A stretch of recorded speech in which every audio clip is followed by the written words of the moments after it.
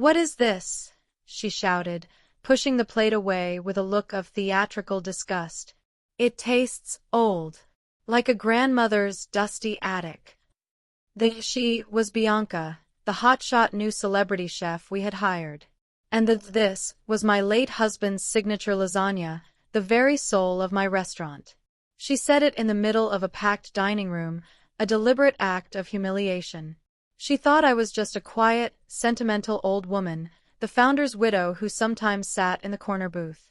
She had no idea I was still the owner.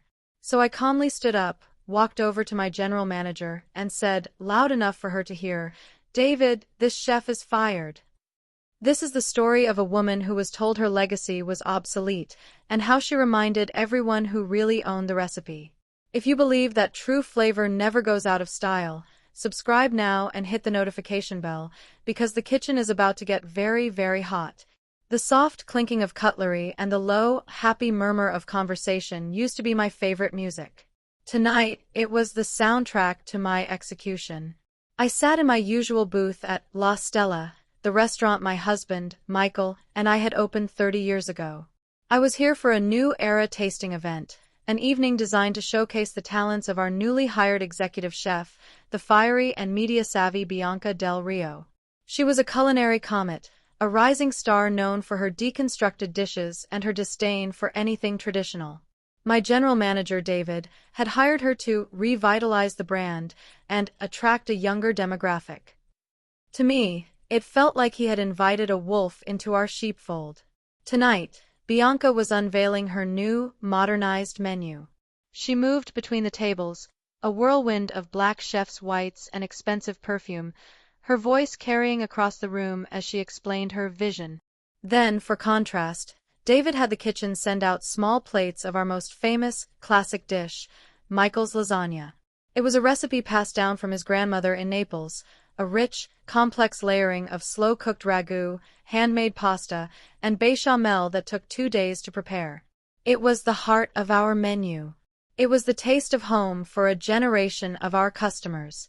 Bianca stopped at the table next to mine, where a prominent food blogger was dining. She watched as he took a bite of the lasagna. "So," she said, her voice dripping with condescension, "this is the famous legacy dish.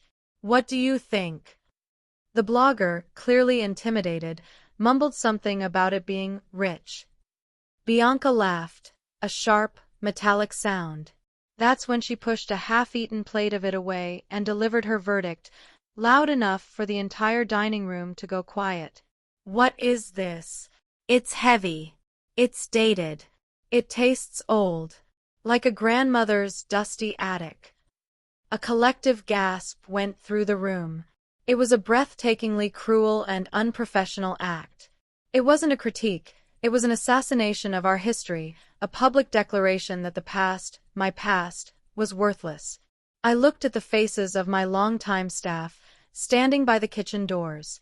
I saw the shock, the anger, and the deep, personal hurt in their eyes. They had been making that lasagna with love for decades. In that moment, Bianca hadn't just insulted a plate of food. She had insulted their labor, my husband's memory, and the very soul of La Stella. I felt a glacial calm descend over me. I had been content to be the silent, grieving owner, the ghost at the feast. But she had just reminded me that this was still my house. And in my house, I set the rules. Will this heartless insult lead to a shocking karmic reckoning? This story of a hidden power is just getting started. If you're hooked by this story of karma, subscribe now so you don't miss the next chapter. La Stella wasn't born in a boardroom. It was born in a tiny, rented storefront in Chicago's Little Italy, with second-hand tables and a mountain of debt. Michael was the artist, a chef with a soul full of his family's Neapolitan recipes. I was the pragmatist, a business school graduate who managed the books, charmed the vendors, and ran the front of house. We poured our youth, our savings, and our every waking hour into that restaurant. We built it on a simple, deeply American premise: authentic, high-quality food, served with genuine hospitality. We valued substance over style, community over celebrity. Over 30 years, We turned that little storefront into a beloved city institution. When Michael passed away 2 years ago, a part of me died with him. I couldn't bear to be in the kitchen without him. So I stepped back, promoting our loyal and capable general manager, David, to run the day-to-day operations. I became the silent owner, the name on the corporate documents, but a ghost in my own restaurant. David is a good man, but he is easily swayed by trends. He saw our loyal, older clientele and saw stagnation. He saw the explosion of trendy, minimalist restaurants and felt we were being left behind. His hiring of Bianca was an act of well-intentioned panic. Bianca Del Rio was a product of a different world. A world of television cooking competitions, viral social media posts, and brand sponsorships. She was a chef influencer. Her culinary philosophy was the exact opposite of ours. She saw food not as nourishment or tradition, but as content. To her, old was the gravest insult imaginable. She saw La Stella not as a legacy to be honored, but as a dusty, irrelevant brand she could gut and rebuild in her own image. She saw me as the founder's sentimental widow, a quaint relic to be tolerated until she could be politely ignored. She never once thought to ask me about the history of the dishes she was so quick to discard. She never once considered that the old woman in the corner booth might hold the power to end her career. The night of the tasting was a declaration of war, and in the days that followed, Bianca launched a full-scale invasion. High on the perceived success of her public pronouncement, she began to systematically dismantle everything Michael and I had built. The conflict became a quiet, brutal struggle for the soul of the restaurant. Her first act was to remove the lasagna and 3 other classic dishes from the menu entirely. "We're detoxing the brand," she announced at a tense staff meeting, a meeting to which I was not invited but was told about in detail by my loyal sous chef Miguel. The obstacle was David. He was caught in the crossfire. Bianca had a contract, a significant media following, and the temporary buzz of the new. He was afraid of the backlash if he fired her. He tried to reason with her, to suggest a compromise, a classics section on the menu. Bianca scoffed at the idea. "This is a dictatorship, not a democracy," she had told him. "You hired me for my vision. Let me execute it." His weakness and fear of confrontation allowed her to run rampant. My vengeance was not immediate. It was strategic. I started coming to the restaurant for lunch every day, sitting in my booth, and quietly observing. I watched as long-time, loyal customers would come in, ask for their favorite dishes, and leave in disappointment when told they were no longer available. I saw the morale of the kitchen staff, men and women who had worked for us for decades, plummet. Bianca treated them like servants, sneering at their classical techniques and forcing them to create her soulless, Instagram-friendly food.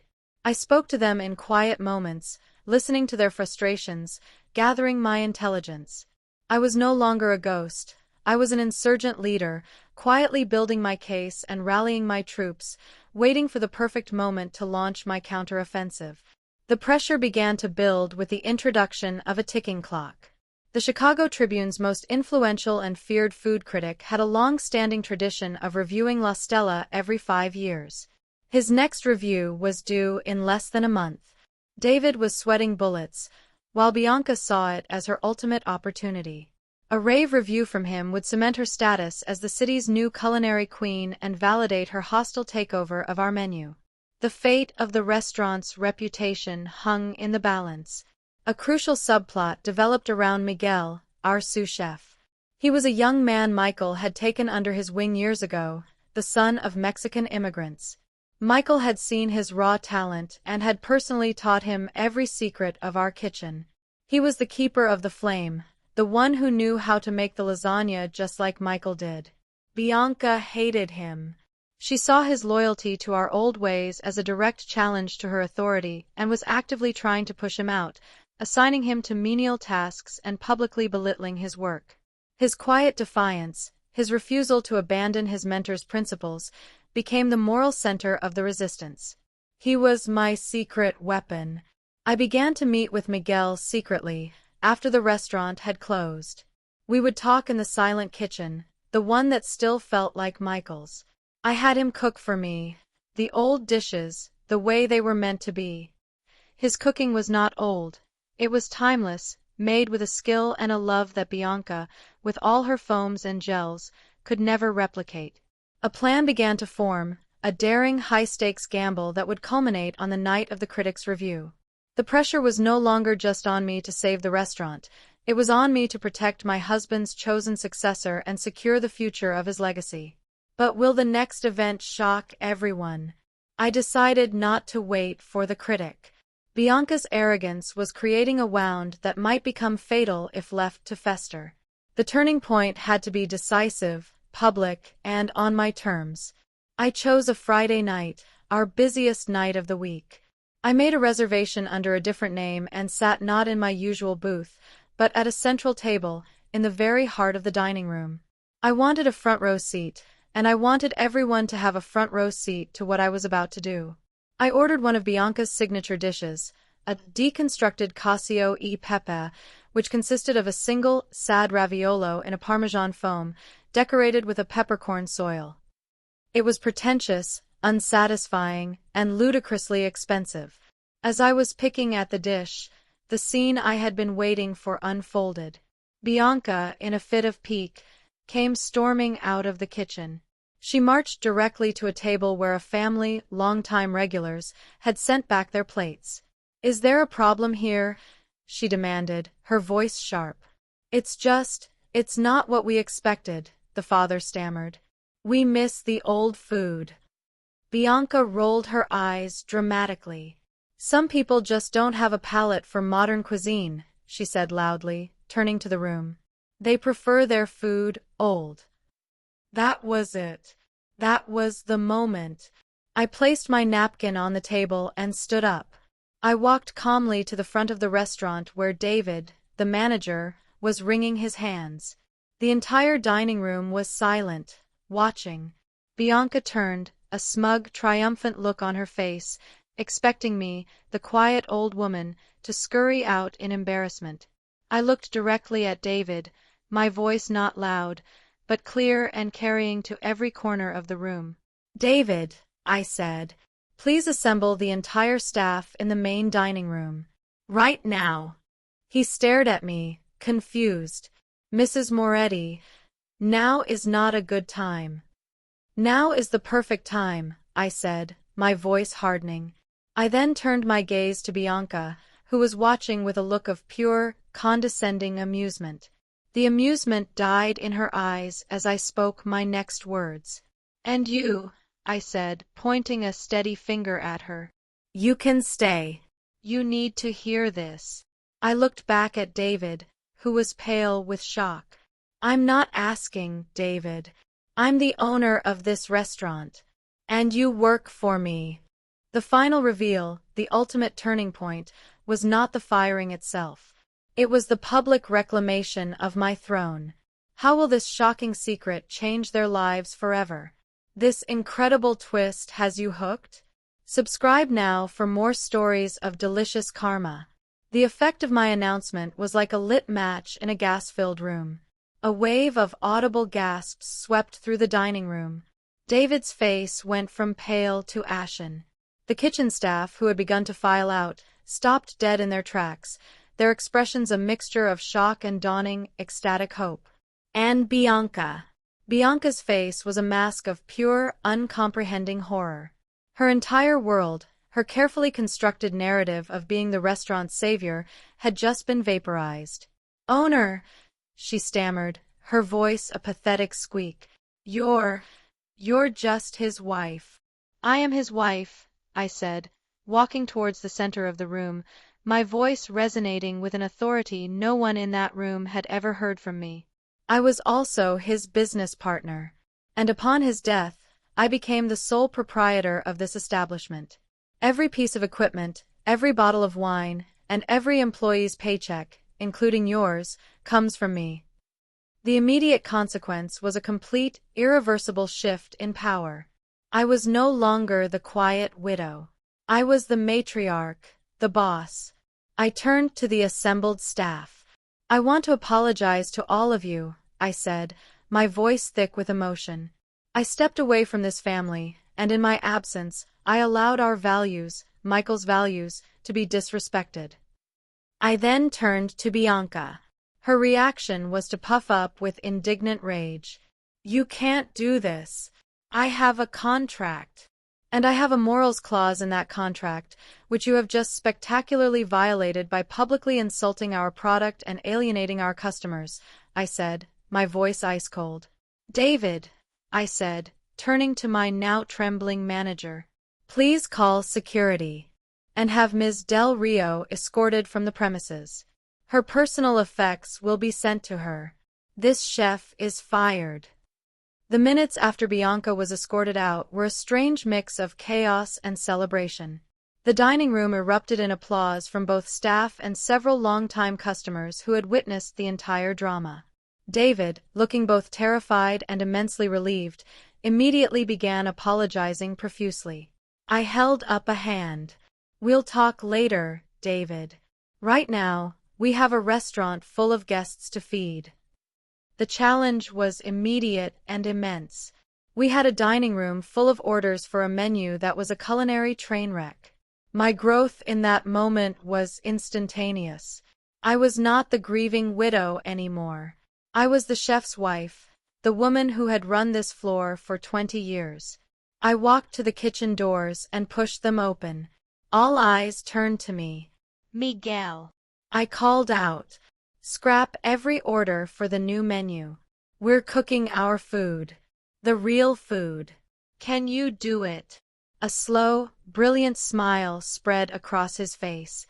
Yes, chef, he said, the title and honor he had never used for Bianca. My transformation was forged in the fire of that Friday night service. I didn't go into the office. I tied on an apron. I worked the pass alongside Miguel, calling out orders. I walked the dining room, personally visiting every table, apologizing for the experimental menu, and offering them complimentary glasses of wine. I talked to our customers, I listened to their stories about Michael, and I felt the soul of my restaurant coming back to life. I was not just reclaiming my business, I was reclaiming my identity, my joy, and my purpose. The vengeance was the catalyst, but this, the hard, beautiful work of restoration, was the true victory. The next morning, the reality of the situation set in. Bianca's lawyer was, as expected, sending threatening letters.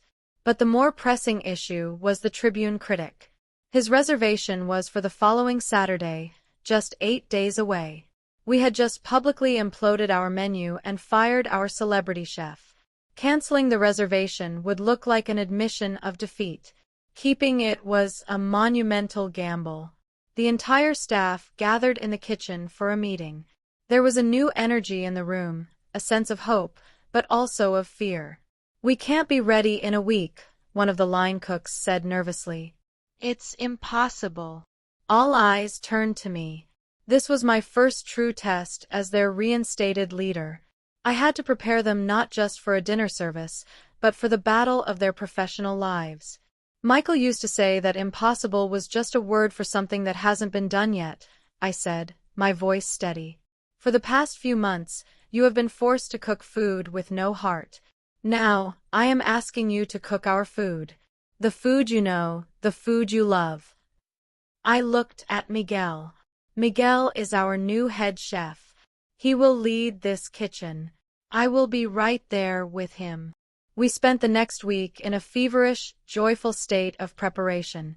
We restored the menu, sourced the best ingredients, and drilled every dish to perfection. The tension was immense, but it was the tension of a team pulling together, of a family fighting for its home. We were not just preparing for a critic, we were preparing to make our definitive statement. The final confrontation will reveal everything. The night the critic arrived, the air in the kitchen was thick enough to cut with a knife. We knew it was him the moment he walked in, a quiet, unassuming man who sat alone and observed everything. David, now my devoted and deeply grateful general manager, seated him at a corner table. I did something I hadn't done in years. I went to the table myself. Good evening, I said. I'm Evelyn Moretti, the owner of La Stella. I understand you're here for a review. I feel it's only fair to tell you that we have just undergone a significant change in culinary direction. I briefly and honestly told him the story of the past month, framing it as a return to our heritage. He listened, his expression unreadable, and then said, "In that case, Mrs. Moretti, I must have the lasagna." The order ticket came back to the kitchen, and a reverent hush fell. Miguel looked at me, his eyes wide. I simply nodded. "Cook from your heart, son," I whispered. Miguel and his team prepared the dish with the focus of surgeons and the love of artists. Every layer was perfect, every ingredient treated with respect. I inspected the final plate before it went out. It was not deconstructed. It was not decorated with foam. It was simply a perfect, beautiful square of Michael's lasagna, rustic, honest, and steaming with the aroma of home. We watched from the kitchen door as the critic took his first bite. He closed his eyes. He didn't speak. He just slowly, deliberately, ate the entire portion. He did not take notes. When he was finished, he paid his bill and left without a word. The entire kitchen held its breath. We had no idea if we had just achieved our greatest triumph or our most spectacular failure. The vengeance was served. Now we had to wait for the verdict. The review was published online the following Thursday. The headline was simple: "At La Stella, the soul is back on the menu." It was a love letter. The critic didn't just review the food, he told the story. He praised the gutsy decision to fire a celebrity chef and return to food that tastes like a memory. He called Michael's lasagna a transcendent, unapologetic masterpiece of culinary tradition and declared La Stella more relevant and essential than ever. The effect was immediate and overwhelming. Reservations flooded in. Old customers returned in droves, and a new, younger generation, tired of pretentious food, came to see what authentic cooking tasted like. The restaurant was saved. It was more than saved. It was reborn. The legal threats from Bianca fizzled out. Her public humiliation and the restaurant's subsequent triumph had made her a pariah in the industry. Her 15 minutes of fame were over. The emotional resolution for me was profound. I had not just saved my husband's legacy, I had become an active part of it again. I found my joy, my purpose, and my family right where I had left them, in the heart of my kitchen. A year later, La Stella won a prestigious James Beard Award, not for innovation, but for Outstanding Classic Restaurant. Miguel, our head chef, accepted the award with tears in his eyes. He thanked his mentor, Michael Moretti. Then he turned to me in the audience and said, "And he thanks his secret weapon, my boss, Evelyn." I looked around at the cheering crowd, at the proud faces of my staff, and I knew that our cooking didn't taste old. It tasted like victory. In a world obsessed with the new, this story is a celebration of tradition, authenticity, and the timeless power of a meal made with love. It's a reminder that some things, like a grandmother's recipe, are not meant to be changed, but to be cherished. What is a food or a place that tastes like home to you? Share your delicious memories in the comments below. If this story of a legacy defended and a victory won resonated with you, please like and subscribe for more emotional tales of karma.